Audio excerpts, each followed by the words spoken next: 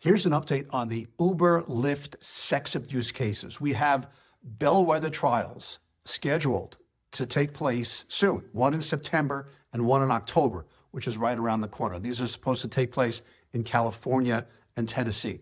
These are for individual survivors, victims in Uber or Lyft vehicles. So these are not the first cases. There have been prior verdicts, and the verdicts have sort of been all over the place. There was an $8.6 million verdict in Arizona. There was a $5,000 verdict in North Carolina, and there have been defense verdicts across the country. This is a real wide range of results. And the Bellwether trials are supposed to provide guidance to the judge and to the parties about the weaknesses and the strengths of the cases.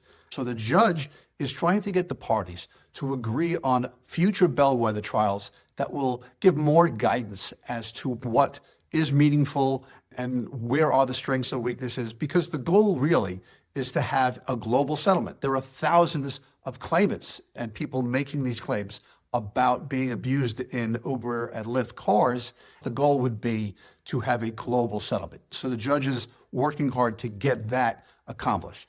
In other news, recently there was a case filed against Uber by a pension company. So investors, people who put money in Uber stock, are saying in their claim, they're saying, hey, the leadership at Uber hasn't followed or didn't follow their own protocols in hiring drivers. So there are protocols where they shouldn't be hiring drivers who have committed felonies, who have committed prior assaults, people who have been convicted of crimes. And that's a protocol that's supposed to be followed, and it hasn't been.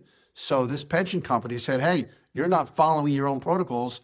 The stock is going down, so we should get our money back. Now, this is good for the MDL because it just adds pressure to Uber and Lyft to come to the table and work out a global settlement. So this is important, and we'll see what happens in the upcoming trials in September, October.